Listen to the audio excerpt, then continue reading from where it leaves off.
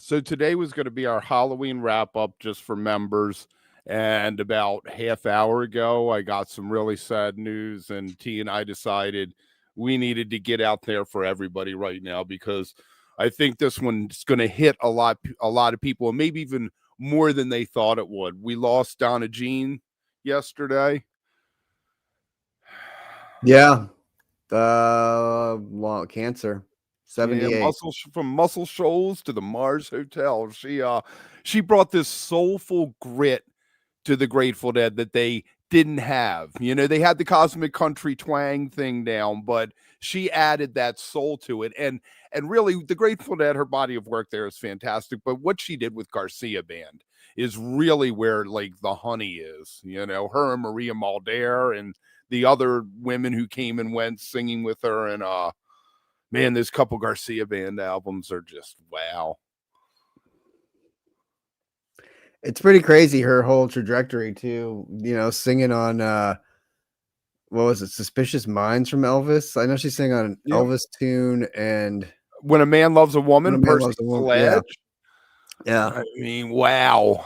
So like two giant ones, and then moves out to California and meets Keith and meets Jerry, and what a change in a life, right? What a weird what a change, you know. Didn't see that coming type thing. And she slowly made the move towards rock with Boz Scaggs. She sang back up on his first album back in '69, and then she played on the New Riders on She's No Angel and Long Black Veil, which is just, my God, one of the greatest songs ever written, this story in that. But yeah, from 71 to 79 is probably what she'll be most called out for. Yeah. A lot of people, sometimes she was, I think, misaligned. Is that the right word? She didn't have monitors. You know, it's got to be tough. I think the bigger the gig, the tougher it was for her, because you listen to like the 76 theater run when they first got back together, and she was really, you know, and also probably Phil was the one who was out of tune. Yeah. Oh man, is all I can say about that. Oh man, there's going to be a lot of tributes coming in. I wanted to touch on one thing. She did 2 tracks on studio albums. On Terrapin Station, she did Sunrise, and then what was From the Heart of Me, I guess, on the Shakedown Street album. I always found that studio version of Sunrise to be one of the best things the Grateful Dead ever did, because it's set up side 2 of that album. Around the Fire, it's about listening to the storyteller telling the story, and I always thought it was such a brilliant stroke, and I often wonder why she didn't write more songs. I mean, I guess you have Hunter and Barlow dumping lyrics. It's kind of tough to be like, hey, check out what I wrote. Right. Hey guys, listen to look at this. Oh man, what are the people saying? Oh, we had Steely Tom pop by. What's up, Steely Tom? We got some of our members here. Kevin Jones is hanging to boot. I got Bungle, Spooky Electric, Ja Volunteer, Ate My Fractal, all over on Volume watching, commenting. Yes, Fractal, Keith and Donna Band with Jerry is some great stuff. Just and so weird how he died. You know, like right after he left, it was like this whole almost Shakespearean tragedy. He left the band, and then, you know, he wanted to go out on the Keith and Donna Band tour, and the car accident, right? Like, it's crazy. So she was. People don't know. Let's do a little quick biography, because I wrote up some stuff off the top of my head. She was born in Alabama. That's where the Muscle Shoals things come. Muscle Shoals, obviously one of the single most important record label studio conglomerations, along with Sun Records and some others, Stax, things like that. Like you said, When a Man Loves a Woman, Suspicious Mind. She was Wake of the Flood through Shakedown Street, and she's continued to record that. What's that one podcast, Dedicated? I think she would come on there and, you know, talk about, you know, her time with the Grateful Dead. And she always seemed really thankful and happy for it. But, you know, I mean, from the stuff I've heard about some of the backstage that went on, it was just absolutely insanity. You know, it was real rock and roll going on back there. Right. And her and being married to someone, man, that's an interesting thing. I wouldn't want to work with someone that I was married to. I think that's tough. Try putting it straight that way. There you go. There you go.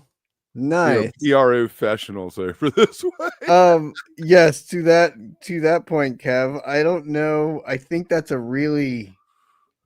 either it works really well and probably just for a limited time, or it's just a disaster from the get. And because I talk about bringing your work home and like the road. I mean, I guess I could see it because the road is such a long and treacherous thing to be out on that it makes sense to have your partner with you and not like have to deal with some of the vices and temptations out there. But at the same time, that nagging energy that is there, that's always there, like I don't know if you could handle that on the road and like in your creative zone too, although what I've learned a lot lately, and I think what we've talked about, is there's nothing better for creative than depression, bad news, bad things happening. It's hard to write a happy song. It is hard without sounding cheesy and stupid about it. When you're blissful, happy, you feel great and the world looks great, but your art sometimes suffers. And only through the suffering does your art really look great. And then what's funny through that is like a lot of times making the art causes suffering. So yeah, I think that would be tough. But I always thought that was funny with them. On there and how that would it was always fascinating. Right. It was always fascinating to me how like the Allman Brothers, Doobie Brothers, all the brothers out there, and things like the Eagles, none of them had a female lead singer. All the female singer. All the female lead singers were like a Linda Ronstadt or Maria Muldaur, who were out and they had their band. Fascinating that the Grateful Dead chose to add that, but I think a lot goes to Jerry. I think loved having a female voice with him, and his voice so complemented female voices, Yeah, completely. It's a good point that they just kind of, the adding of that was like, oh, hey, let's add this whole other element, like this whole other vocal element into the band that'll change kind of everything and the sound. And interesting. Yeah, very interesting move. I'd love to. Yeah, I feel like her story. There's a movie there, man. There's a movie she would be on about like musical resilience. She was in session work. She went to one of the most iconic rock and roll bands ever. Had her husband died, and then just came back and kept doing what she was doing on her own terms, which is the beauty of it. Totally. I hear you, work slave. That's yes, exactly. And now being stuck on a tour bus with them or singing on stage and then having to go to dinner and then on the bus with them, like that's tough. I mean, 78 is young, I guess, these days, but I mean, my dad just died at 79 and he had cancer and a long battle of cancer. So, I mean, yeah, it sucks, but crazy. That's what a Monday indeed, Queen Jane. Indeed. A lot to talk about, and this was kind of shocking too. This was the top. Well, actually, the top thing 10 minutes before this I had was Magic Beans breaking up, but yeah, this kind of overshadowed that. Mike Jam 96. I love women backup singers. They're incredibly great and awesome. Totally agree. Spooky Electric being from Memphis. I've had soul music my entire life. Donna Jean definitely brought the soul to the Grateful Dead. Totally. Couldn't agree more with that. Like her, and it's one of those things Kevin and I talk about all the time too with the songs. There's certain things in their songs where you've listened to the bootleg so many times and whatever that it's ingrained in your head at certain moments, like her screen coming back into playing, like little things that she added that when you go back and listen to some of the songs and she's not in, you kind of added in anyway because you're so used to her being, or like you got used to hearing that sound in there, and it's weird when she's not there. Right. People always poo-pooed on the playing screen, but man, it was primal. She was feeling it. It was out of all that weird space. It was like letting all of that out in that instant, and boom, they landed back in the beautiful melody, and then Yeah. And I think she, more than anything, because you know how I'm not the biggest Bobby stan, and he kind of annoys me of certain things. I think she complimented him the best. I think she really added to a lot of his songs and a lot of what he was doing. So I think that's why I appreciated her, was it made Bobby not so Bobby sometimes. So and they look good together up there. They do. I agree. Like I always felt like they should have been together. Like they would have been the couple, right? Like I always felt like that. Like I don't know. You always look at the way some of them look at her on stage and stuff, and you're like, there's definitely something like there. Yeah. It was the 60s, right? 70s, you know. Affection and mutual appreciation there. Why don't we go with that? So yeah. Yes, exactly. Kevin, her duets with him on Looks Like Rain. That's another one that you could like definitely pick out and notice, like that you're like, oh yeah, where's her voice in there? It was sort of gospel soul, which is very Muscle Shoals, Spooky Electric. That's true. Yes. And I mean, coming from there, you know, that's great on that. It's no wonder she got what she got, like coming from there, learning what she did, singing on those songs, having that voice. I guess it makes sense that Deborah were like, yes, join us. Join us. Chad, you continue to talk about Donna. We'll probably get back to that, but we got a few things we want to run through. Magic Beans. We did the Beanstalk Festival preview earlier this year. One of the favorite things, I think, for both T and I, just because no cell service up there. It was in the middle of nowhere. Just looked fantastic. They're calling it quits 15 years in. You know, another case, I feel, you know, I mean, the statement goes through the normal, you know, somebody wrote the statement for them and it's good. And they're going to finish the year Beanstalk again next year. But I feel like it's another case of the road just eats people up. Yeah. Yeah. Yeah, we talk about that, especially with some of those bands and stuff. It's too bad that's gone though. I mean, maybe just do that every year. Like, why do you have to? I don't know. Final shows throughout the remainder of 25, cap it off at Beanstalk in 26. Why not just do Beanstalk every year? I mean, instead of having to do, I guess you got to keep on the road to keep people coming and stuff. But and you have to pay your bills. Yeah. Well, yeah. Yeah. But if you just did one festival a year and just, or like, you know, one festival or you know, shows around that, because even this tour is very, you know, there's a couple in or a show in Florida, but then most of the tour from 11/22 through next year is all in Colorado. I mean, obviously the Beanstalk Festival, but you could just play. I mean, you know, like who were we talking to the other night? Come on, the guy, or the other day on Friday, was it Friday where we had him on? The band from Swerve Denver. Guy from Swerve. Thank you. Yes. And talking about how Colorado is sort of an island, I guess you could say. That's how he put it. Yeah, something like that. Yeah, it was like an 8-hour drive from everywhere. Right. So you kind of are stuck there, but it could also be a good thing because you could just play local all the time. Like you have plenty of, like, you could go from Telluride to Steamboat to Aspen to all those things, and then, you know, have a Colorado crew and have people come to you more, and then do Beanstalk Festival. I don't know, I'm just throwing it out there. I think. Right. Well, you know, I was so successful with Mike Ayers the other day at the 8x10. You and Mike were both like, you two should take this on the road. And I was thinking Colorado would be a great thing. Boulder, and then you do Denver, and then you do Steamboat Springs down in the south, and you find a band that's playing all three of those and just go on tour with the band and do pre-shows. Yeah. Simple. And I think bands could do a good run. I mean, you could start in the South down in Telluride and work your way sort of up. I don't know. You could figure out a good path, because you could do that whole sort of mountain run and then get into Fort Collins, Boulder, Denver, Colorado Springs run, something like that. And then to Santa Fe, you know, or you do a ski tour. You do it in February and you do one of these, like the band's doing, hit a bunch. I don't ski, but I'd hang out in the lodge, have a hot toddy, right? Snow bunnies. That'd be fun. I could work. That would be fun. Well, a lot of Halloween. Well, it was Halloween. It was Muleween. I'm going to go through some of my favorites. Muleween, a bunch of Aerosmith tunes, and a bunch of older stuff. Seasons of Wither, Lord of the Thighs. And then they had a guy named Mark LaBelle come out. I do not know Mark LaBelle. He has a band of his own. Played with somebody who used to tour with Guns N' Roses, one of the guitar players who played with them at one time. So and then they did all the hits: Dream On, Walk This Way, Mama Kin, Sweet Emotion. Looked fantastic. I like the deep cuts though.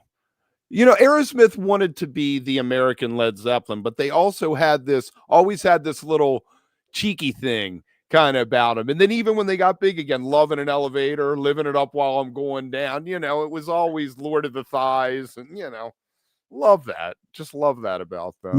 Yeah. Even though, what's his name kind of annoys me now. The one who looks like your grandma, Steven Tyler. Doesn't he look like your grandmother?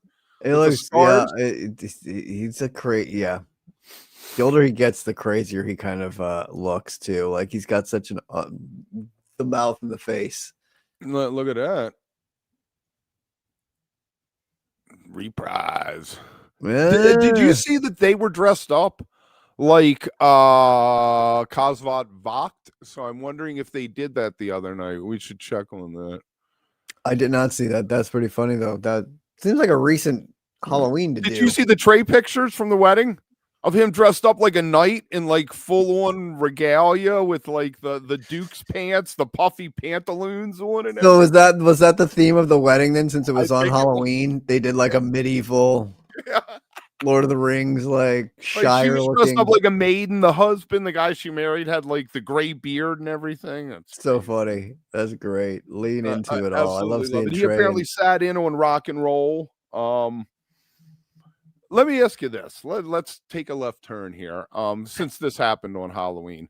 Years ago, when Warren Haynes got married, he had his favorite band play, right? Mm-hmm. The Radiators. So someone gives me the tapes later, the soundboards, right? And I always felt weird listening to it, but it had this fantastic sequence where it was all of the Radiators switched over to Mule with the Radiators keyboard player and then switched back to all the Radiators kind of thing. How did I do that? That was weird. Anyway, and have you ever had tapes of someone's wedding like that? I don't know how many examples there are. Like Billy String's wedding, I've heard it exists in places, but I've never heard it. Right. Yeah. It's like your private thing. They're talking about the dad, you know, the father of the bride and their first dance. And, you know, it has all the DJ kind of stuff interspersed with the band playing. Yeah. Party till all the bride, what did he say? They have a song called Party Till the Money Runs Out, and he was singing Party Till all the bride's dad's money runs out. That's it. I like it. Party till the bride's dad's money runs out. Took over Denver. I will give Eggy points for being the boldest out of everything that happened, doing a second set concept album complete with narration about the horse by the airport, Blucifer. Right, Blucifer. So funny. I mean, you get extra points for creativity with that. I have not heard it yet, whether the songs, you know, like when Fish has done that, sometimes the songs stick, sometimes they don't. It seems to have gotten a lot better reaction because I think they're younger in their career than when Fish did Winter Queen. Okay. You know what I'm saying? Yeah. So that's where we're going with that. That's cool. Spooky Electra said, my grandmother looks better than Steven Tyler. Yes, totally. I think a lot of ours do. And Bungle says Halloween with Sabrina Carpenter at MSG was blah. Team Olivia all the way. Good to know. And your daughter agrees. Okay. Yes. So there we go. I would agree with that too, just in the way that they are.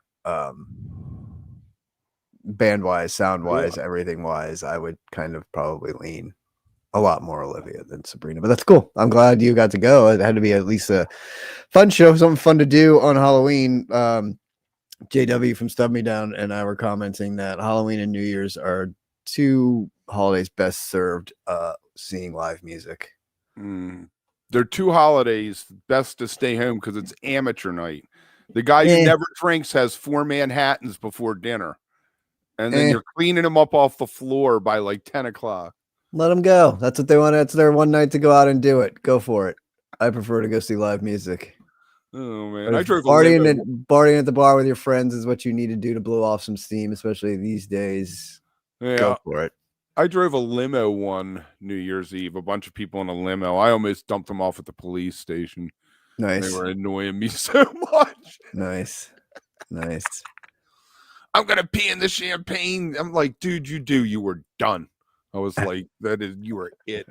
You were over. All right, my morning jacket went with Ozzy, Black Sabbath. That's nice. I have exponentially become more of a My Morning Jacket fan over this past year. I made fun of them for years as being too singer-songwritery, kind of thing. But watching some of their shows this past year, they rock. I think that's I think that one, I'm surprised more people didn't do any Ozzy stuff. It seems like that was a perfect play to do this year.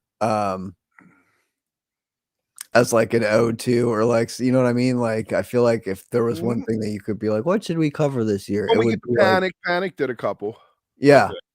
And that's where it should be. I feel like that's a low hanging fruit for sure with that. Right. We got like Crazy Train, excellent choice for My Morning Jacket. Black Sabbath, Fairy Wear Boots. I'm not a fan of Mama, I'm Coming Home. I feel like that was Ozzy trying to sell records, but whatever. Sharon probably told him it was a good idea. Right. So anyway. Oh, hey, Mike Jam 96 says the Ozzy Osbourne tribute on Friday from the Chas Buffalo was incredible on volume. Nice. Watching that shit on volume. I love it. I love watching shit on volume. I'm doing a show tonight on volume.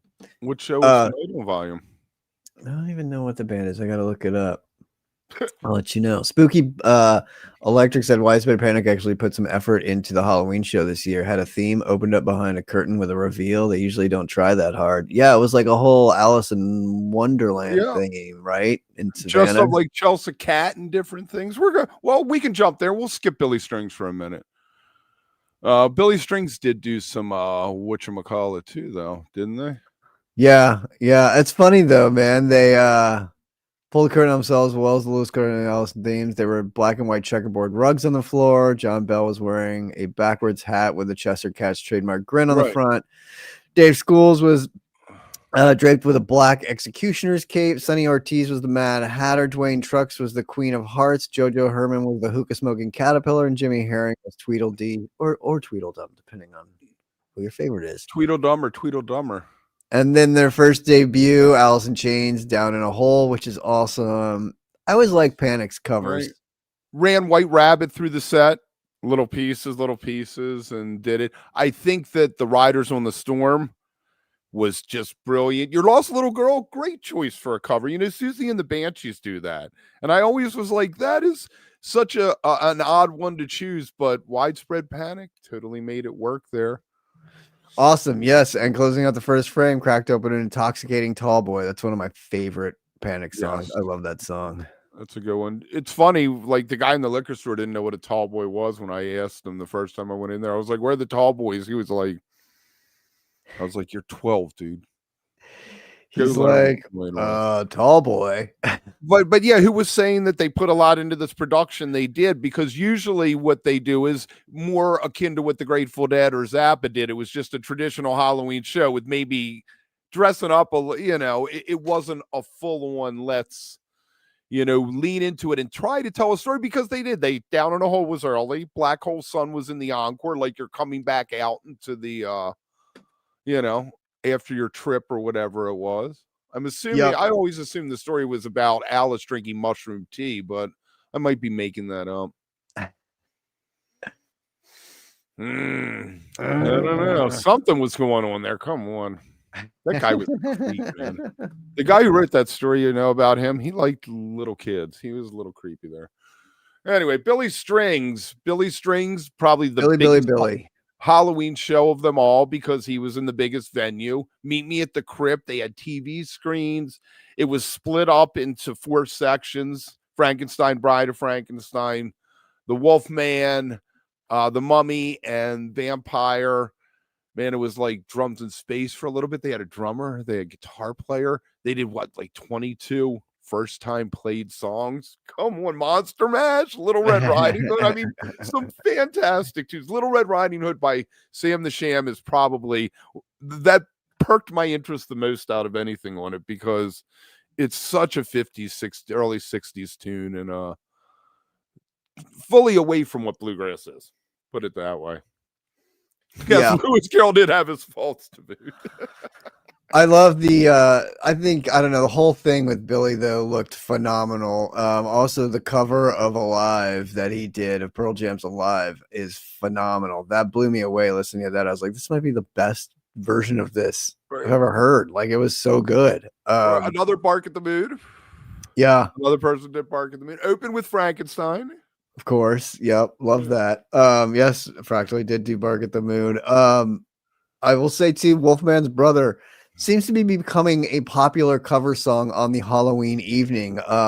This Dead cover band that I was doing on Volume, the show that I was covering on Volume, did a Wolfman's Brother in the middle of their set.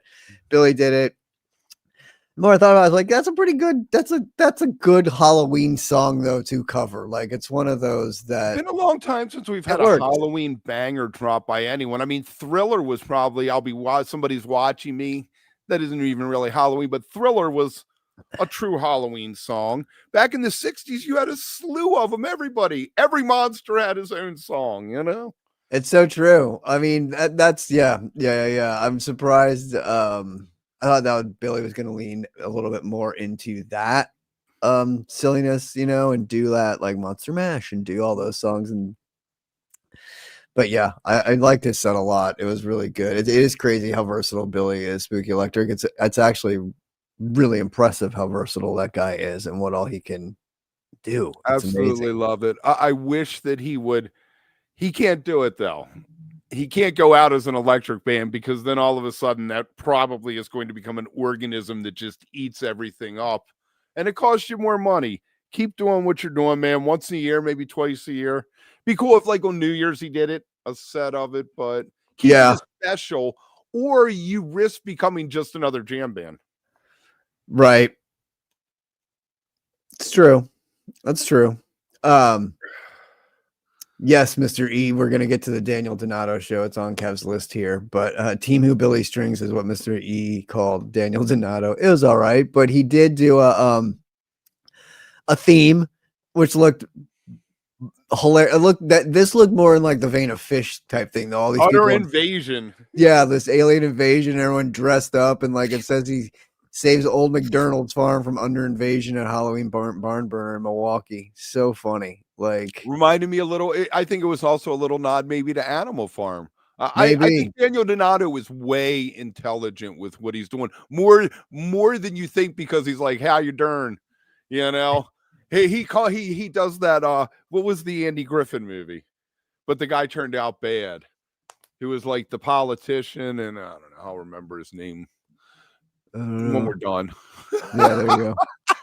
But a storyline, that's always good. Widespread storyline's hilarious, and then the covers you throw in there, like John Denver and some Chuck Berry and Pink Floyd and Hendrix. Like, that's where it's cool, because then you have this theme, but then you have all these like cover songs that you've dedicated to the story and the aura of whatever you're doing, and that, I think that's rad. So that is totally rad. Dogs in a Pile, 70s rock and funk theme. So they didn't pick a specific story, they just chose an era to do. But I tell you what, go find it.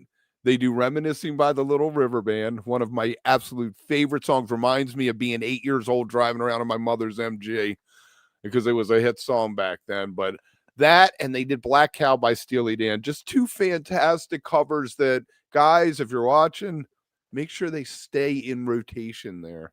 Plus, they got Moby Dick, Any Color You Like, Tell Me Something Good. They, you know, it was a good time jukebox set. Good time, which that's fun too, right? Again, the theme and doing something clever with that theme, like let's just play 70s songs. Okay, cool. You know, like that's awesome. I'm in, you know, and then it's kind of like, oh, what songs will they cover? What songs we'll get it tonight, you know? Like I love that. I think that's really cool. And that's another fun thing to do on Halloween. I think who said it over here? Let me find it really quick because somebody had a good point about how this year seemed like bands. Oh, here it is. Spooky Electric said bands seem to step it up this year for Halloween. I think they started pushing each other in a good way. And it does kind of seem like that this year. It felt like there was a lot of music going on and a lot of bands leaning into themes and having fun with it. And I think that's awesome. That's what the holiday's all about. And I think we need more of that on Halloween because it gives you something to do. And this year was awesome because it fell on a Friday. I think it like Fish created a monster. They have to come back next year and do this Denver like we've been hearing and do a cover album. Don't try. Let's not Sci-Fi Soldier, Kozlov Vogt anybody again. Pick something iconic like Physical Graffiti or Joe's Garage, because I think at this point the Zappa trust is more allowing of people to do stuff. Right. You know, go for it. Do the Joe's Garage. I know in 94 that's what we all wanted. We got the Beatles. And it was cool, but I think it would be sweet if they could come back with an awesome, just something that blows us all away, just as like an ode to, right? And you're just like, fuck yeah, that's the way it used to be, you know? Especially because especially since they're in the line formation. Like it'd be so fun to see them do like an old, like they used to, like a cover. Well, what if they did a whole set that opened with Harpua and did all dog songs? And the story he told was about each of the dogs. No dogs in the airport, Harpua, McGrupp, Runaway Jim, Shaggy Dog, you know? Yeah. That would be fun. And then they could, you know, I don't know. People might still be let down by that. People be like, where's my Physical Graffiti? Probably right. We'd bitch about it. Yeah. Right. I'm going to throw one more out to you. This band did not do anything different. An album on what is that? If there's something they can learn from it, that's fascinating. I like that, Quad. Huh. We'll have to keep that in the back of my greasy little head. So Friday night, it was just another show for the Disco Biscuits, except Marlon B. Lewis was behind the kit instead of Alan Acoin. And from everything I heard, positive reaction, 2 sets, and then a late night tractor beam set. Did an inverted thing. So they're still doing the interesting stuff. I have not listened to it. Did you get a chance to hear anything from it? No, and if I had, I wouldn't have any. I wouldn't be able to be like, oh my god, they sounded so different from when the other drummer was. Like, I would not even know. Like, it would not. They did Confrontation, which I thought was funny. It wouldn't even sink in with me that it was right. From what I hear, it was less of what Alan did. That it was more fluid, tempo changes, speeding up, allowing things to breathe. I heard Mark was doing a lot of talking. Marlon and him were talking back and forth, like almost like Mark was talking him through parts of the songs, which is fantastic. I think we knew that was going to happen on some level, right? Yeah. Mm-hmm. I think, I don't know how. I wonder. I don't know. We should get on. I'd like to get on the sites and read and see what people thought. I mean, I don't know. Get on the Reddit. We'll have to get. I know that's what I mean. I know. We need to get on Reddit and see. I mean, you know a lot more about the Disco Biscuits than me, but they got a 19-date fall tour coming up. So, and a 3-night run in Boston for New Year's. So, you know, by New Year's they should be lubed up enough. It isn't going to make up for 20 years of playing with someone, but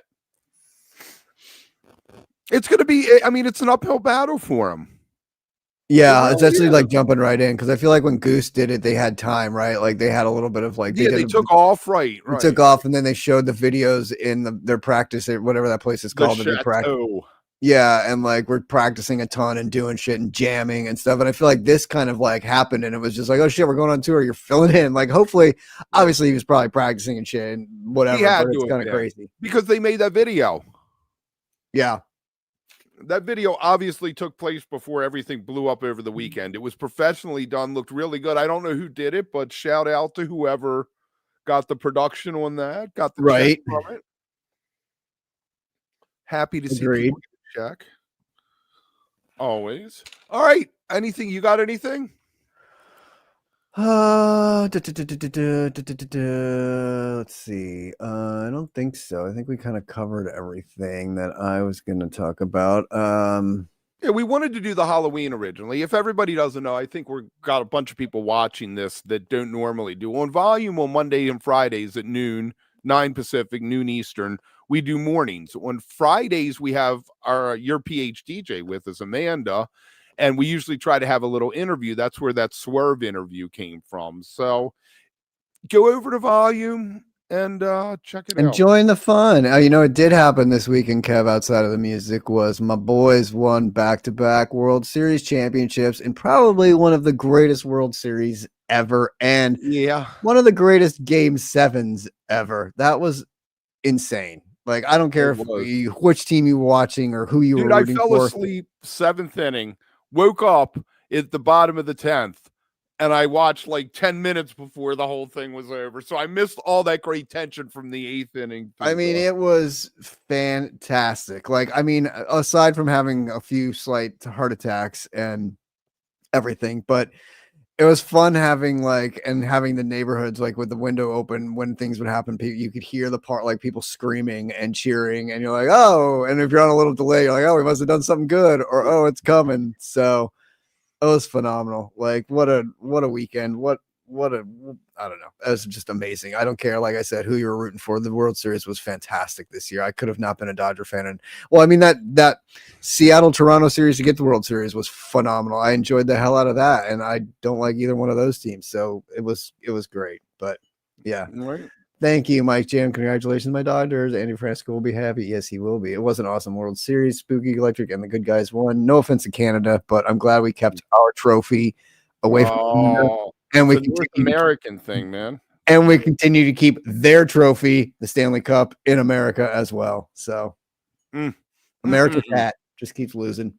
It is. Tomorrow night, me and Makita going to break down the first 10 shows of Summer Tour 1998. And then in 2 weeks, we're going to do the last 9, which I went to a mess of. That's going to include Lemon Wheel, the show that was mentioned earlier with the Sweet Jane and Sabotage, the Virginia Beach Terrapin Station. Just sick. From Deer Creek on, that was, I think I saw every show from Deer Creek on. I'll have to go back and check that out. Wednesday, got Hot Tuna tonight in Ann Arbor. Then Thursday, nice. Charlie Hunter Trio, both small venues on Thursday. Nice. That's cool. All right. Nice. Hot Tuna will be good. Wednesday, I don't know. There might not be a live this Wednesday for the first time in 2.5 years. We'll see. 2.5 years? Yeah, dude, it's been a long time since we ended season 4 and started season 5, and season 5 has just gone on and on. It's, we were talking about taking a break last November. I know. Then starting to season 6, which we never did. We never did. We kept going through. So we'll see. It's up. I have it listed over on Volume. We'll see. Now that Donna's not here, maybe I'll get some dead people to come on and talk Donna. Maybe I can get Matt Bush to come on. That would be nice. He's nice. A big fan. All right, guys, we're out of here. Thank you so much. Like, subscribe. Thanks, guys. Mystery. Have a great day. See you. Not fade away, Donna. Definitely. Take care. What's up, Don? Fascinating. Absolutely fascinating.